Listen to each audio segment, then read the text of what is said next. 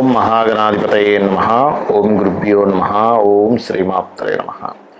పరమేశ్వర స్వరూపమైనటువంటి జ్యోతిష, వాస్తు మరియు ఇతర అనేకమైనటువంటి శాస్త్రములను మనకు అందించినటువంటి మహర్షులకి నమస్కారం. హయగ్రీవ హయగ్రీవ హయగ్రీవేతి యోపదేత్తస్స నిస్సరతే వాణి జహ్నుకన్యా ప్రవాహవత్. అరుణాం కరుణాతరంగితాక్షీం ధృతపాశాంకుశ పుష్పబాణచాపాం అనిమాదిభిరావృతాం మయూకైః అహమిత్యేవ విభావయే భవానీం. శ్రీమాత్రే నమః. ప్రేక్షకులందరికీ కూడా ఆ యొక్క లలితా అమ్మవారి యొక్క అనుగ్రహం పరిపూర్ణంగా కలగాలని మనస్ఫూర్తిగా కోరుకుంటూ, ఇప్పుడు నేను చెప్పబోయేటువంటి టాపిక్ ఏదైతే ఉందో, చెప్తుంది నేనైనప్పటికీ కూడా చెప్పేస్తుంది సాక్షాత్ లలితా అమ్మవారిగా భావిస్తూ, ఈరోజు మనము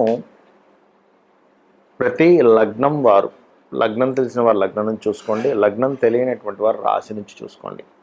ప్రతి లగ్నం వారు ఎవరికి రుణపడి ఉంటారు, ఆ రుణపడి ఉన్నటువంటి వాటి మూలంగా వాళ్ళ లైఫ్స్లో ఎటువంటి సంఘటనలు జరుగుతుంటాయి, అటువంటివి ఆ రుణం తొందరగా తీర్చుకునేటువంటి యోగం ఎలా ఏర్పడుతుంది, ఎటువంటి విషయాలు మీరు చేయాలి, ఏవి చేయకూడదు, అదేవిధంగా దీనికి కొన్ని కండిషన్స్ చెప్తాను. అది ఆఖరిలో మీరు వీడియో ఆఖరి వరకు చూస్తే కనుక కండిషన్స్ కూడా వస్తాయి. సో ఇప్పుడు మనం ఒక్కొక్క లగ్నం నుంచి మనం మొదలు పెడదాం. ధనుర్లగ్నము, ధనస్సు రాశి. ధనస్సు లగ్నంలో మీరు జన్మించారు, శుక్రదశ వచ్చింది లేదా శుక్రుడు ఫలితాలు జరుగుతున్నాయి, ఖచ్చితంగా వివాహ జీవిత సంబంధించిన విషయంలో మీకు ఇబ్బంది వస్తుంది. అంటే ఏమిటి? స్త్రీ శాపంతో పుడతారు వీళ్ళు, పురుషులైతే. మరి స్త్రీలైతే ఏంటంటే స్త్రీ కూడా స్త్రీ శాపంతోనే వస్తుందా? శుక్రుడు పాడైతే, శుక్రుడు యొక్క దశ వచ్చినా అంటే ఖచ్చితంగా స్త్రీ సంబంధించిన రుణంతో పుట్టడం జరుగుతుంటుంది. వీరు వివాహం చేసుకున్నాము, శుక్రదశ వచ్చింది, ఏమవుతుంది? అక్కడ శుక్రుడికి సంబంధించినటువంటి పాస్ట్ లైఫ్ సంబంధించినటువంటి మీకు యాక్టివేషన్ అవ్వడం స్టార్ట్ అవుతుంది. అంటే ఏమవుతుందంటే అక్కడ ఏ పెద్ద పెద్ద కారణాలు ఏమీ లేకుండానే చిన్న చిన్న కారణాల చేత గొడవలు ఏర్పడతాయి. చాలా చిన్న చిన్న సిల్లీ విషయాలతోనే అది కోర్టు కేసుల వరకు వెళ్తూ ఉంటుంది. చాలా సిల్లీ విషయాలతోనే ఇరువైపులు ఉండేటువంటి కుటుంబ సభ్యుల మధ్యన గొడవలు వస్తూ ఉంటాయి. చాలా చిన్న చిన్న విషయాలతోనే రకరకాల ఇవి ఏర్పడుతూ ఉంటాయి. ఎందుకండి ఇలా ఎందుకు జరుగుతుంది? ఖచ్చితంగా అక్కడ గుర్తుపెట్టుకోండి, ఈ శుక్రుడు పాత్ర ఎక్కువగా ఉంటుంది. అలాంటప్పుడు మీకు చేయవలసినటువంటి ఎక్కువగా అమ్మవారి ఆరాధన, కుమారస్వామి ఆరాధన, ఆంజనేయ స్వామి ఆరాధన ఎక్కువగా చేయాలి, గుర్తుపెట్టుకోండి. అయితే ఇక్కడ ఏంటంటే లక్కీగా కొంతమందికి శుక్రదశ రాదు, ధనులగ్నంలో పుట్టారు, ఏ రవి నక్షత్రంలో, చంద్ర నక్షత్రంలో పుట్టారు అనుకోండి, ఏ మకర రాశిలో పుట్టారు, చంద్ర రవి నక్షత్రాలు ఉంటాయి అక్కడ. అప్పుడు వీళ్ళకి ఏ 100 ఏళ్ళకి కానీ రాదు. అప్పుడు అటువంటి వాళ్ళకి పెద్ద ఇబ్బంది ఉండదు. కానీ వీళ్ళు పొరపాటును కనుక యుక్త వయసులో కనుక శుక్రదశ వచ్చినా పుట్టారు అంటే అయిపోయింది ఇంక వీళ్ళ పరిస్థితి. ఎందుకు అంటే కరెక్ట్గా ఏం చేస్తుందంటే అది వివాహ సంబంధించిన దాని మీదే ప్రభావం చూపిస్తూ ఉంటుంది. ఇంకొకటి రోగ సంబంధించిన విషయాల్లో, సుఖ సంబంధించిన వ్యాధులు, ఇటువంటి వాటి మీద ప్రభావం చూపిస్తుంది. అయితే ఇది ఎప్పుడు చూపిస్తుంది? శుక్రుడు పాడైన వారికి మాత్రమే చూపిస్తూ ఉంటుంది. అంటే శుక్రుడు ఎక్కడైనా పాపకత్తిలో పడ్డప్పుడు మాత్రమే.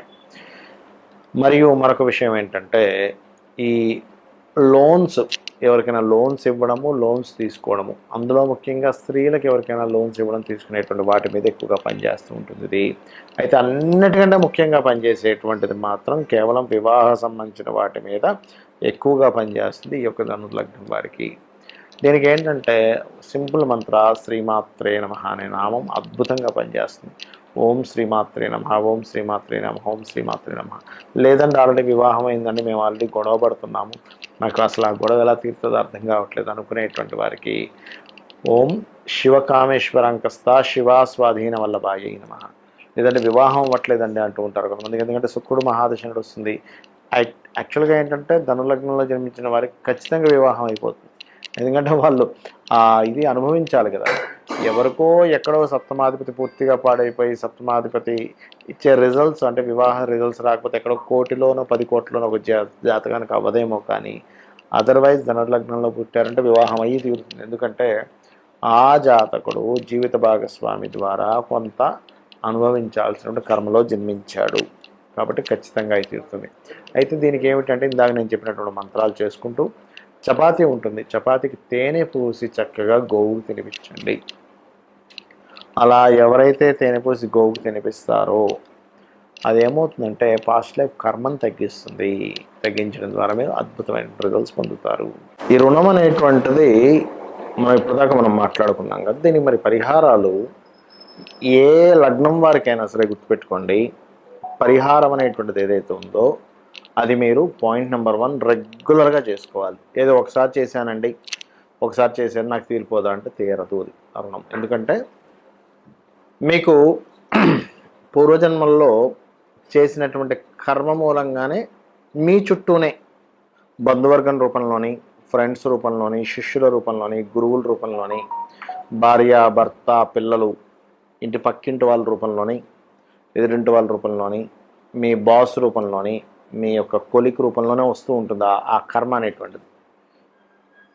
వాళ్ళతో మీకు తెలియకుండా ఒక మిస్అండర్స్టాండింగో లేకపోతే గొడవ జరుగుతుంది అనుకోండి, అది మరింత పెంచుకోకండి. ఎందుకంటే ఆల్రెడీ మీ పాస్ట్ లైఫ్లో ఉన్నటువంటి కర్మ వల్ల ఇది జరిగింది, ఇందులో పుట్టారు, మళ్ళీ ఇంకా పెంచుకుంటున్నారనుకోండి అది మరలా ఇంకొక 10 జన్మలకి అది ఫాలో అవుతూ ఉంటుంది మీకు. అంటే ఇంకో 10 జన్మల వరకు మళ్ళీ మీరు దాని రుణం తీర్చుకునే పని మీద మళ్ళీ అక్కడ ఫైట్ చేసారు మళ్ళీ. అలా ఏంటంటే ఒక్క దగ్గర కాకుండా, ఎందుకంటే దీనికే మనకి చూడండి, మనకి మహాభారతం లాంటి వాటిల్లో చూపిస్తూ ఉంటారు మనకి, భీష్ముడి మీద కోపంతో నేను మళ్ళీ ఇంకో జన్మెత్తాలి, ఇంకో జన్మెత్తుతాడు. మనకు పురాణాల్లో చాలా వాటిల్లో చూపిస్తూ ఉంటారు. అంటే ఏంటి, జన్మలు ఉండేటువంటి కాన్సెప్ట్ సనాతన ధర్మంలో మన శాస్త్రాల్లో వేదాల్లో చెప్పబడింది. జన్మ అనేటువంటిది ఉంటుంది, మనకు భగవద్గీతలో కూడా చెప్పబడింది. మనం దేన్నైతే ఎక్కువగా థింక్ చేస్తుంటామో అది శత్రు రూపంలో కావచ్చు, మంచిది కావచ్చు, ఆ వ్యక్తికి ఆ జన్మ రావడం జరుగుతుంది. ఎక్కువగా దేని థింక్ చేస్తాము, ఎక్కువ దేని గురించి ఆశపడుతూ ఉంటాము, ఎక్కువ దేని గురించి పోరాడుతుంటాము. కాబట్టి ఇప్పుడు మనం చెప్పుకున్నటువంటి కాన్సెప్ట్ ఏదైతే ఉందో, ఈ రుణానికి సంబంధించిన కాన్సెప్ట్ ఏదైతే ఉందో ఇది క్లియర్ అవ్వాలి అంటే ఇప్పుడు నేను మీ రాశిపరంగా ఏదైతే రెమెడీ చెప్పానో దాన్ని మీరు ఎంత చేస్తే అంత రుణం క్లియర్ అవుతుంటుంది. అందులో ప్రధానంగా గోవులకి ఏదైతే తినిపించాలని చెప్తుంటానో అది గోవులకి తినిపించడము. ఉదాహరణకి ఏ పెసలో దానం ఇవ్వమని చెప్పాను, గోవులకి ఆకుకూరలు తినిపించడం. ఏ గోధుమలో దానం ఇవ్వమని చెప్పాను, గోధుమ రవ్వ గోవుకి తినిపించడం. అదేవిధంగా ఉదాహరణకి గురువు బాలేడని చెప్పి శనగలు దానం ఇవ్వమని చెప్పాను, శనగలు తినిపించకుండా ఆ ప్లేస్లో మీరు ఏం చేస్తారంటే గోవుకి అరటి కాయలు తినిపించండి.